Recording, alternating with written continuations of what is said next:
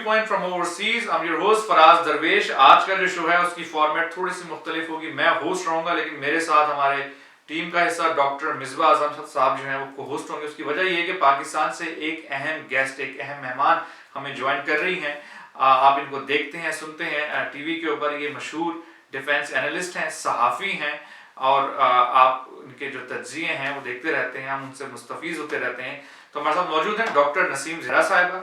एजेंडे के ऊपर बहुत सारी चीज़ें हैं। समय पहले तो पीटीआई और नवाज शरीफ साहब का जो एक सिलसिला चल रहा है, धांधली का नैरेटिव पीटीआई का, तो उसके हवाले से सवाल करेंगे जी, ये धांधली का जो नैरेटिव है पीटीआई का, ये कहाँ गया? और हाल ही में जो बल्दियाती इलेक्शन, उससे पहले NA 122, उसके हवाले से बात करेंगे कि उसके बाद अब धांधली का नैरेटिव कहाँ जा रहा है। उसके बाद जो है अफगानिस्तान नसीम ज़हरा साहब विजिट करके आई, उस हवाले से बात करें कि इनका क्या तासुर है और ये क्या इनको तासुर मिला अफगानिस्तान में जब इन्होंने वहाँ के लोगों से बात की, वहाँ पर जो है हुकूमती लेवल पे इंटरेक्ट किया, तो क्या क्या इनका तज्जिया है वो सुनना पसंद करेंगे। कि अफगानिस्तान और पाकिस्तान के जो ताल्लुकात हैं वो काफ़ी ऊपर नीचे होते रहते हैं। अफगानिस्तान बहुत सारे इल्ज़ाम पाकिस्तान पे लगाता है, पाकिस्तान अफगानिस्तान पे लगाता है, तो उस हवाले से बात करेंगे। उसके बाद राहील शरीफ साहब, हमारे जो पाकिस्तान के चीफ ऑफ आर्मी स्टाफ, वो सऊदी अरब गए हुए हैं। और जैसा कि आप सबको पता है कि यमन के हवाले से पाकिस्तान और सऊदी रिलेशनशिप जो थी वो बहुत जो है कशीदगी का शिकार हो गई थी। और देखने में आया कि कुछ ऐसे बयान भी खलीजी रियासतों की तरफ से पाकिस्तान के हवाले से दिए गए जिनको पाकिस्तान ने अप्रिशिएट नहीं किया। तो इस हवाले से बात करें कि ये जो राहील शरीफ साहब का विजिट है उसको जो है किस तरह देखा जाए।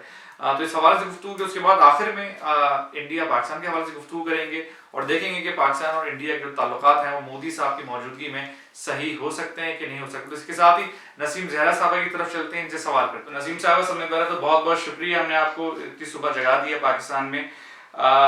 इस्लामाबाद से कनेक्टेड हैं आप। बहुत सारे टॉपिक हम कोशिश करेंगे कम वक्त में इसको कवर कर लें।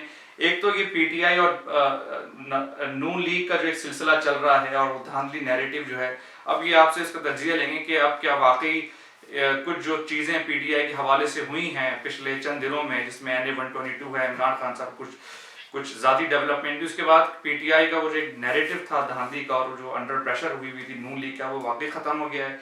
इस पर ज़रा थोड़ा सा अपना तज्जिया दीजिए पहले। जी, वालेकुम अस्सलाम। बहुत शुक्रिया मुझे इस प्रोग्राम में बुलाने का, और आपके जो तमाम व्यूअर्स हैं, लिसनर्स हैं, उनको भी मेरा बहुत बहुत सलाम। आप लोग जो अमेरिका में हैं, आप लोग हमारे एम्बेसडर्स हैं, आप उतने ही हमारे लिए अजीज हैं जितने पाकिस्तान में लोग रहते हैं। ये आपने बात की, अब आते हैं जरा सियासत पे, जो आपने सवाल उठाए। सबसे पहले ये मैं कह दूं, जहाँ तक इमरान खान साहब की जाती जो उनकी जिंदगी में डेवलपमेंट्स है, मैं उस पर कमेंट हरगिज नहीं करूंगी। आपने उसका जिक्र किया, that is not my business और होनी भी नहीं चाहिए किसी की। अब आते हैं इस पर जो धांधली की बात आपने की और जो नैरेटिव की बात की NA 122 की। मेरा ख्याल है कि ये जो कल इमरान खान साहब ने वो प्रेस कॉन्फ्रेंस की जिसमें उन्होंने धांधली की बात की, यकीनन एक जो धड़ा है इनकी पार्टी में, और इमरान खान साहब यकीनन उससे महरूब है, उस धड़े से। वो धांधली की बात करता चला जाएगा। आपको मालूम है NA 122 में इन्होंने कहा था वोट्स ट्रांसफर किए गए कंस्टिट्यूएंसी से दूसरी में, बात उस पर ये करेंगे, लेकिन मुझे लगता है कि पार्टी के अंदर भी बहुत से लोग इससे कन्विंस नहीं है। ये जो धांधली का जो एक फोकस है उसको कंटिन्यू रखना। और वैसे भी अब देखिए इसमें इस धांधली के जो नैरेटिव के टेकर्स कितने हैं वो वक्त बताएगा। लगता यूं है कि लोग चाहते हैं जो इश्यूज हैं उन पर फोकस किया जाए। और ये भी याद रखें कि इलेक्टोरल रिफॉर्म्स कमेटी एक है पार्लियामेंट की, और जिसको बनाने का सेहरा यकीनन पीटीआई पे जाता है, क्योंकि इन्होंने जो पिछले साल एक मेजर किया था यहाँ ऑर्गेनाइज प्रोटेस्ट, उसके नतीजे में ये हुकूमत ने बनाया, वो बड़ी एक अहम डेवलपमेंट है। धांधली के नैरेटिव को कितना कौन इस पर फोकस करना चाहता है, वो तो बहरहाल it's a question of opinion. जो एक अहम बात है वो ये है कि चलिए, मैं तो ये कहूंगी कि अगर इन्होंने उठाया है, ये फिर से उठा लिया बेड़ा ये प्रूव करने का। NA 122 में कुछ हजार वोट से कह रहे हैं कि जी जो कंस्टिट्यूएंसी के नहीं थे वो यहाँ इसको इनरोल कर दिया गया वोटर्स। ख्याल है नादरा कह चुका है कि ऐसी कोई बात नहीं हुई, अब वो कह रहे हैं हमारे पास एविडेंस है। तो अगर मैं सिस्टम को मद्देनजर रखूं, the broader reality of Pakistan के सिस्टम इवॉल्व कर रहा है, तो उस कॉन्टेक्स्ट में ठीक है, ये कह रहे हैं कि पास एविडेंस है, एविडेंस लिया है इलेक्शन कमीशन के पास, और अगर उसमें कोई जान होगी तो बात आगे बढ़ेगी। लेकिन ये जरूर है कि इमरान खान साहब और पीटीआई ये पहले इन्होंने कहा था कि रिटर्निंग ऑफिसर्स करप्ट हैं, फिर उन्होंने कहा नादरा करप्ट है। तो ये जो एक फोकस है कि इलेक्शन कमीशन भी करप्ट है, तो आई गेस ये मेरा नहीं ख्याल कि इतनी एनर्जी इस चीज पर उसके अंदर दूसरी बात ये भी है, अहम बात ये है कि लास्ट पॉइंट के इनके जो की एक मेंबर हैं जहांगीर तरीन साहब, उनके वहाँ कंस्टिट्यूएंसी में इलेक्शन होने वाला है, री इलेक्शन 23 दिसंबर को। तो उस हवाले से पहले से ही करीब से कहना शुरू कर दिया कि 50,000 वोट हैं वो उसमें नए इंदराज हो रहे हैं वोट्स का, जो कि वहाँ के है नहीं। तो क्या ये अगली अगर डिफीट होगी, और याद रखें कि यूनियन काउंसिल्स 36 जो है लोधराम की या 34, उसमें से 4 जीते हैं तहरीक इंसाफ और बाकी 30 मुस्लिम लीग के पास गई है। तो इसका मतलब कि ये आने वाले दिनों में प्रॉब्लम नैरेटिव होगा कि अगर ठीक है मिर्जा साहब, मैं आपकी तरफ आ रहा हूँ।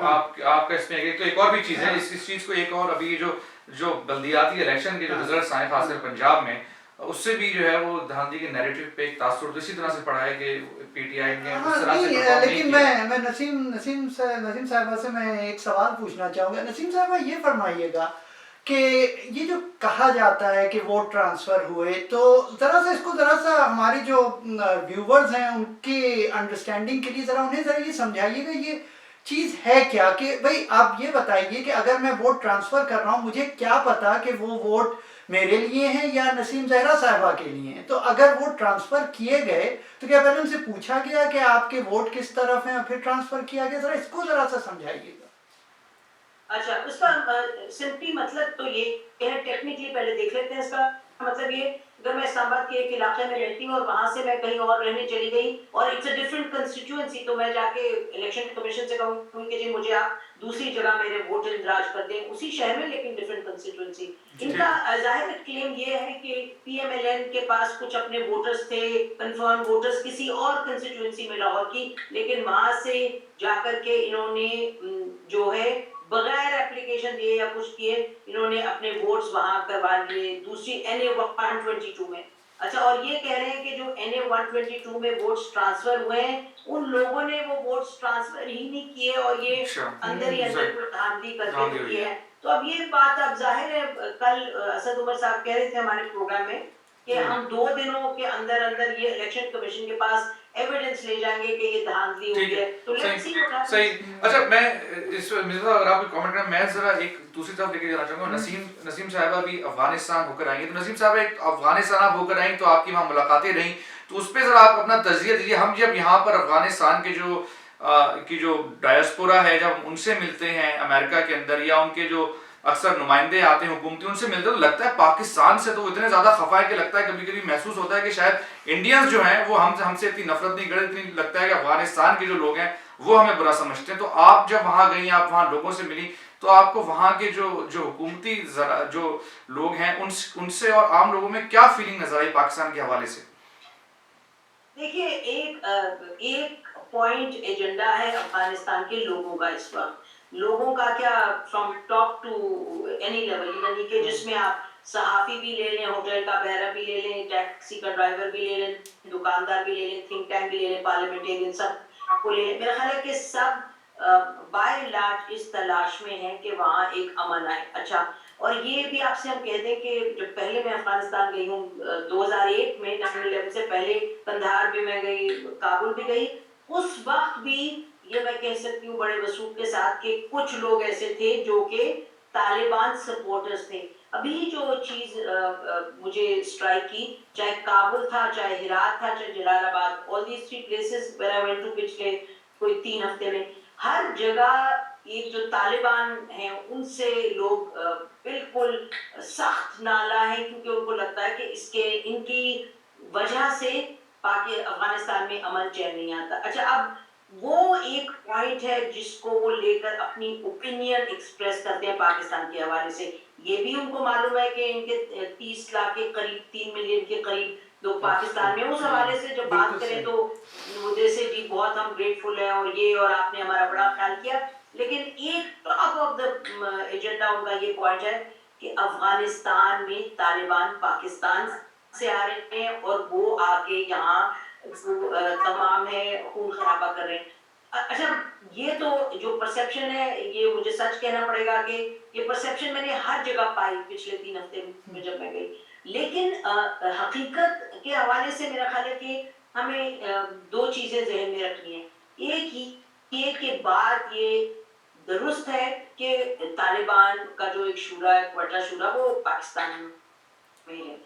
ये भी बात दुरुस्त है कि जो हक्कानी नेटवर्क है वो पाकिस्तान में। अच्छा, पाकिस्तान जहाँ तक हक्कानी नेटवर्क का ताल्लुक है, जो एनालिस्ट हैं जो उस पर लिखते हैं पाकिस्तान के बाहर के भी लोग, वो एक्नॉलेज करते हैं कि जो हक्कानी नेटवर्क है उसको काफी हद तक कमजोर किया और पाकिस्तान की एस्टैब्लिशमेंट ने किया, जो उसके पहले उनको मेंटरिंग उनसे ही किया एसेंशियली। सही बात। बिल्कुल कहते हैं बिल्कुल कि बिल्कुल। उसको कमजोर किया। इसी तरीके से जो क्वेटा शूरा की बात है, जब आप यहाँ बात करें तो कहते हैं जी क्वेटा शूरा, तो जाहिर है हम एक तो ये है कि जी क्वेटा शूरा जो जाके वहाँ अटैक्स नहीं करती, लेकिन अफगानिस्तान में वो कहते हैं जी ये प्लानिंग में ये इनका एक हाथ होता है। ठीक ये है। भी याद रखिएगा 2-3 चीजें। एक ये कि जब कुंदूज का अटैक लीजिएगा, कुंदूज और पाकिस्तान तोरखम वगैरह में जो एक है डिस्टेंस, वो 500 किलोमीटर का, 600 किलोमीटर का, बिल्कुल। और जो चित्राल से लिंक है कुंदूज का जो करीब है, वो चित्राल से जो लिंक है वो तकरीबन इज सो इनहॉस्पिटेबल टेरेन के वहां से मूवमेंट, हाँ, लेकिन बर्फ रबी मुमकिन होती नहीं है। है तकरीबन। लेकिन जी कुंदूज के हवाले से सबका ये ख्याल था। हद ये कि एक टीवी नेटवर्क पे मैं बैठी हुई थी होटल में काफी में, मैंने कहा जी फारसी में क्या कह रहे हैं, मैंने कहा जी वो कह रहे हैं कि ये पाकिस्तानी जनरल आए थे और बुर्का पहन के तो वो भाग गए जब वो हमारी फोर्सेस, सही यानी बात। कि इस हद तक एक मिथ मेकिंग है। अच्छा, हकीकत जैसे मैंने आपसे कहा पाकिस्तान की पोजीशन ये है, और आप सुन रहे हैं जिस मुल्क में आप बैठे हैं वहां भी वो रिकॉल की बात करते हैं, और मोर इम्पोर्टेंटली अशरफ गनी साहब ने कहा रिकॉन की बात के रिकंसिलिएशन, यानी ठीक, सही बात। रिकंसिलिएशन पाकिस्तान करवाए। तो वो जहां तक पाकिस्तान का ताल्लुक है, मैं आपके व्यूअर्स को चाहूंगी इस पर फोकस करें कि जब मरी टॉक्स हुई तो मेरे नजर में 30 साल के बाद, यानी 79 के बाद पहली दफा थी कि Pakistan was in the Afghan news for the right reason, यानी कि जो दुरुस्त। टॉक्स हुई मरी में, उस पे हर एक ने उसकी तारीफ की। अफगानिस्तान में हर एक बिलशुमार हुकूमत के कायदे के सबने तारीफ की। ठीक है। उसके बाद आप देखिए कि जब अगला राउंड होने लगा, उसके 2 दिन पहले ये the whole thing blew up. तो मैं आपके व्यूअर्स को ये इस पॉइंट पर निशानदेही करना चाहती हूँ कि मेरा ख्याल है कि एक हमारी जो अपनी इशू है कि तालिबान अभी तक मौजूद है, किस लेवल पे है, किस लेवल पर नहीं है, आई थिंक वो एक बिल्कुल अहम नुक्ता है कि भाई इस पे हम, क्योंकि आप देखिए वो अफगान हुकूमत कह रही है कि जी हम चाहते हैं आप रिकंसिलिएशन करवाएं, लेकिन आप तालिबान को वीकन करके लेके आए, यानी कि इनको आप ठीक है, कमजोर है। हाँ। लेकिन नसीम वो एक एक पॉइंट है। ठीक है, लेकिन नसीम एक चीज मैं जी एक जी, जी। मेरा ख्याल है कि वो का पॉइंट एक वैलिड है, लेकिन ये अगर हम समझें कि अफगानिस्तान में इस वक्त इंटरनल एक पॉलिटिकल बैटल बड़ा हॉटली कंटेस्टेड नहीं हो रहा बिटवीन अशरफ गनी साहब एंड काजी साहब, ये बड़ा हॉटली कंटेस्टेड है, और ये हमें इस पर हमें रेज करना पड़ेगा कि सेकंड राउंड क्यों ब्लॉक किया, क्यों सेकंड राउंड। और मैं काजी साहब से जब मिली तो मैंने काजी साहब से पूछा कि इज व्हाई डिड काबुल, ये मेरे अल्फाज थे कि why did Kabul sabotage round 2 of the talks. तो जिस पे काजी साहब ने कहा कि मैं तो हुकूमत में नहीं हूँ, आप पूछे, और मैं तो इसके हक में हूँ कि टॉक्स हूँ। तो मेरा ख्याल है 2 चीजें चल रही हैं इस वक्त, और जहां तक आम अफगान लोगों की बात है, सबकी बात है, everybody is obviously focusing on Taliban. उनका ख्याल है कि जी पाकिस्तान के पाकिस्तानी है जो इसका भी ये कॉम्प्लिकेटेड है। ये टॉप लेवल पे जब बातचीत होगी फिर से आपका प्रोसेस करेगा तो शायद। जी, तो नसीम साहब, मैं ये जब सवाल आपसे पूछना चाह रहा हूँ कि पाकिस्तान में जो ये, अगर पाकिस्तान चाहे, the way I see the things here, और मेरी अक्सर कुछ यहाँ पे थिंक टैंक वालों से बात भी हुई है, मोहित यूसुफ साहब ने एक बड़ा अच्छा उसके ऊपर रिपोर्ट भी लिखी थी।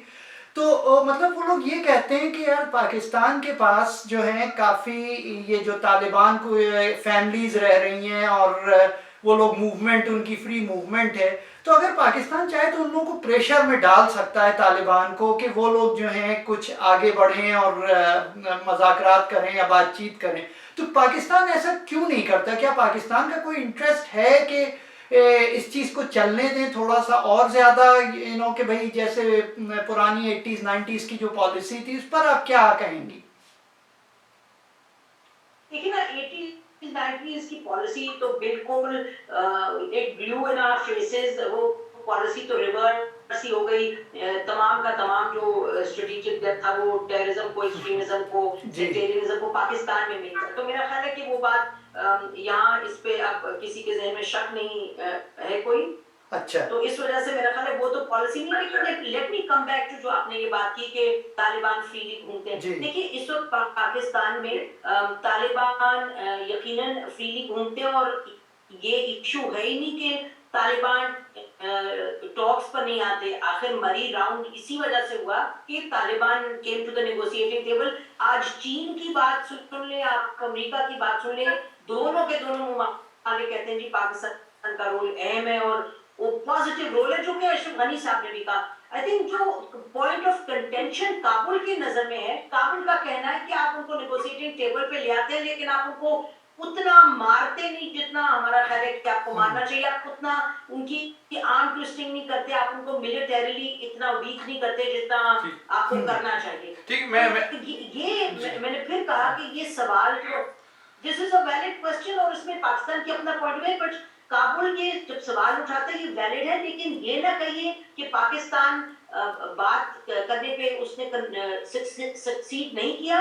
ये भी मैं बार बार आपके व्यूअर्स से आपसे कहूंगी कि ये जहन में रखिएगा, ये सवाल उठाना होगा कि काबुल ने राउंड 2 क्यों सैबोटाज किया। ये राउंड 2 जो होने वाला था, जिसमें तो यहाँ कहा गया कि मेन्यू भी तैयार हो गया था। तो मेरा ख्याल है कि इसके 2 एस्पेक्ट्स हैं जो अफगानिस्तान का एक हमें फिल वक्त लग रहा है डेडलॉक सिचुएशन। एक तरफ के तालिबान पर ज्यादा क्यों प्रेशर नहीं डाल रहा पाकिस्तान, ज्यादा क्यों नहीं इफेक्टिवली कर रहा। दूसरा, इंटरनल अफगानिस्तान में जो एक कारजई गनी जो एक है कॉन्टेस्ट। और याद रखें कि इस वक्त जो क्राउनिंग ग्लोरी का जो एलिमेंट है ना, वो तो उसके पास जाएगा इन दोनों में से, जो कि एक पीस अफगानिस्तान में लेके आएगा। तो अब ये this is for people to think कि ये क्यों क्यों अफगानिस्तान इसको आगे बढ़ाना नहीं चाहिए। मैं बिल्कुल क्योंकि इख्तिताम करना है शो का, लेकिन एक बड़ी अहम जो डेवलपमेंट है उसको डिस्कस करना चाहूंगा नसीम साहब कि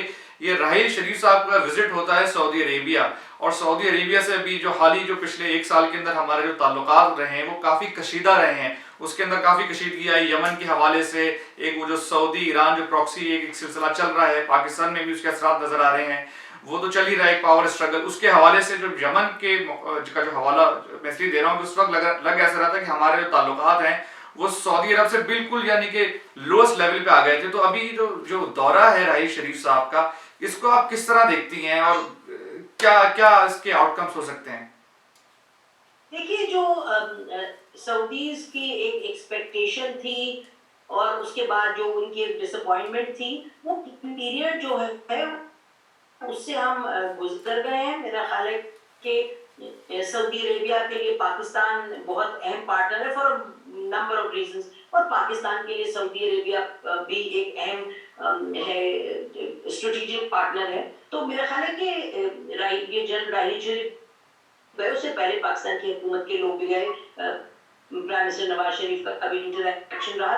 तो मुझे लगता है कि ये बेसिकली जो एक पॉलिसी है और जो रिलेशनशिप है उसको स्मूदन करने के लिए इंटरेक्शन हुआ है। और जो यमन की तरफ हमारी पॉलिसी है कि हम सऊदी अरेबिया को, हम पाकिस्तानी फौज को यमनी जो सरजमीन है उस पर जाके नहीं लड़ने देंगे। मेरा ख्याल है वो fortunately that policy is intact, उसको तो रोल बैक करने का कोई सवाल नहीं। लेकिन सऊदी अरेबिया अहम आपका मुल्क है, जाहिर है पार्टनर है, दोस्त है, उसके साथ ठीक। Interaction, I see this is part of normalising ties with Saudi Arabia. अच्छा, लेकिन इसमें एक और चीज आती है ना कि हमारे यहाँ एक बहुत बड़ी सऊदी अरब के हवाले से बड़े इल्जाम भी लगते हैं कि हमारे यहाँ जो एक्सट्रीमिज्म और खासकर जो बहुत सारे जो इंतहा पसंदाना जो जहनीत रखने वाले जो मदारिस हैं उसकी फंडिंग के हवाले से, तो आपको लगता है कि वो टॉपिक भी उठाया गया होगा कि हाँ, नहीं, गल्फ उसके- स्टेट से जो पैसे आते हैं जो कि इंतहा पसंदी को फ्यूल करते हैं? उसके उसके कुछ इनके बाजवा साहब के कुछ ट्वीट्स आए हैं जिनसे लग रहा है ये बात हुई है। जी हाँ, मैं यही आपसे कहने जी। लगी थी, बात हुई है, और जिसपे सऊदी अरेबिया ने ये कहा कि सऊदी स्टेट नहीं ये कर रही, सऊदी गवर्नमेंट नहीं कर रही, जिसपे जो हमें इत्तला है वो ये कि ये कहा गया आगे से कि it is not about Saudi state government, लेकिन सऊदी टेरिटरी से हो रहा है तो इसको रोकिएगा। तो बिल्कुल ये जो फैक्टर है उठाया गया, मेरा ख्याल है कि एक जो ब्रॉड चीज है पाकिस्तान की सिक्योरिटी पॉलिसी के हवाले से जो हमें नजर आ रहा है इस वक्त प्रैक्टिकली भी, वो ये है कि इस वक्त जो हमने किया 80 की दहाई के बाद, अगर उससे पहले भी किया कि हम और ममालिक की सिक्योरिटी में या उनकी सिक्योरिटी गेम या सिक्योरिटी एजेंडे का इतना हिस्सा बने कि हमने अपनी सिक्योरिटी को बिल्कुल बाला-ए-ताक रखा। मेरा ख्याल है उसकी कीमत इतनी भारी अदा की, मेरा ख्याल है उसका रिवर्सल हम देख सकते हैं। मिसबा साहब कुछ कहना चाह रहे हैं? हाँ, नहीं, मैं बस इसी बात में कह रहा था, नसीम ने उसका जवाब दे दिया है। लेकिन मैं चाहूंगा कि जरा सा नसीम से 1-2 मिनट इंडिया और पाकिस्तान के मैं रिलेशन बिल्कुल पर सर, बात करें। हाँ, ठीक है, वक्त की बिल्कुल कमी है। मैं चाहूंगा कि जितनी जल्दी रैप अप कर हाँ। सकती है नसीम के इंडिया पाकिस्तान का के हवाले से अगर आप कोई तरजीह देना चाहें, क्योंकि लग ऐसा रहा है कि मोदी साहब की हुकूमत से जाती तौर पे मेरा ये अंदाजा था कि मोदी साहब आएंगे तो निक्सन गोस टू चाइना वाली बात जो है वो शायद रिपीट हो जाए। मैं बड़ा होपफुल था, लेकिन ऐसा नहीं हुआ। वो लग ऐसा रहा है कि उनकी जो इंतहा पसंद जो कॉन्स्टिट्यूंसी है उसको अभी तक वो फेवर दे रहे हैं। तो किस तरह देखती हैं आप? आपने खुद ही सवाल किया, खुद ही जवाब दे दिया, nothing for me to add. जाहिर है उनकी डोमेस्टिक जो कंस्टिट्यूएंसी है उसको, और उनकी domestic politics is ultimately primary होती है ना, तो डोमेस्टिक पॉलिटिक्स में उन्होंने तय किया कि जो उनका एजेंडा है वो ये है कि आप हिंदुत्व को आगे लेके चलें, कम्युनलिज्म को आगे लेके चले, और उनका ख्याल है उससे उनकी जीत होगी, तो फोकस उसी पे किया। पर पाकिस्तान को उनका मेरा ख्याल है जो मोदी गवर्नमेंट की एक पॉलिसी पाकिस्तान की रिमाइंड्स में, जो जब 1998 में न्यूक्लियर टेस्ट हुए थे और उसके बाद एल.के. अडवाणी साहब वगैरह ने कहा था कि जी अब हम न्यूक्लियर पावर है, पाकिस्तान को समझना चाहिए, हमारी टर्म्स पे हर चीज सेटल होगी इंक्लूडिंग कश्मीर। यही मोदी गवर्नमेंट की एक माइंडसेट थी। जब वो आए, मेरा ख्याल है कि वो धीरे धीरे उनके लिए बड़ा क्लियर हो जाएगा कि जो उनकी अप्रोच है वो ना हिंदुस्तान के अंदर काम कर रही है और ना खित्ते में काम करेगी। पाकिस्तान को इस वक्त Pakistan just needs to sit back और वॉच जो मोदी गवर्नमेंट अपने साथ कर रही है, हिंदुस्तान के अंदर कर रही है।